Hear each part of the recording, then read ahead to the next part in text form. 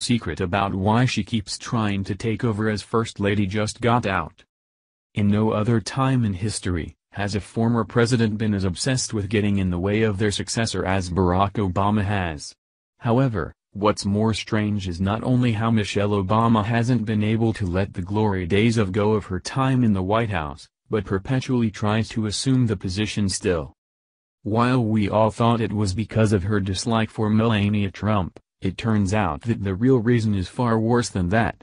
A former staffer for Barack has just come clean with what she knows, which makes a lot of sense now as to why the former First Lady cannot relinquish control based on what she witnessed while the Obamas were in the White House. Barack didn't destroy the country on his own. He had many partners in crime and one was his own wife. Regardless of the pretenses that the pair put on for 8 years about their supposedly perfect marriage, it's not hard to see how Michelle was probably difficult to live with. Now we know that she wanted to act as president more than he actually did his job, as the power struggle within the couple was on full display to those who worked around them every day. While Michelle is desperate to reclaim her role as the First Lady, it seems to have more to do with her lust for power than it does her disdain for her successor. In a recent interview, a former Obama aide opened up about her experiences in the White House with these two, noting that it was really Michelle who ran the show.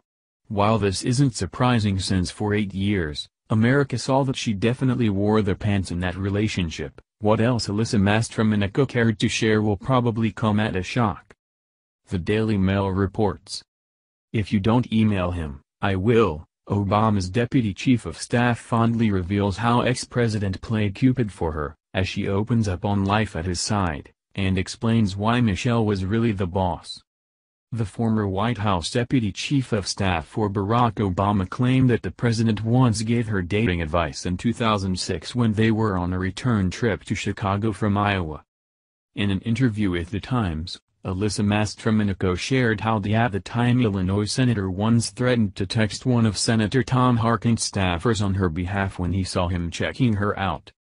Obama turned to me and said, "Look, he was really into you. And if you don't email him, I will," she writes in her book about her time working with Obama called Who Thought This Was a Good Idea? And the upstate New York native doesn't have an idea of what the email would have entailed. I can only imagine, the 41-year-old said in the interview.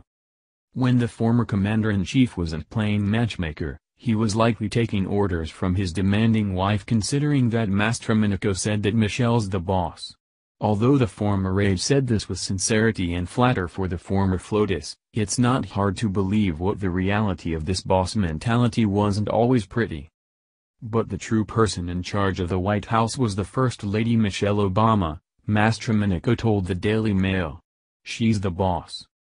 The aide explained that there was nothing to be afraid of when our apparently passive president got mad at staffers. However, if you got in Michelle's crosshairs, you better watch out.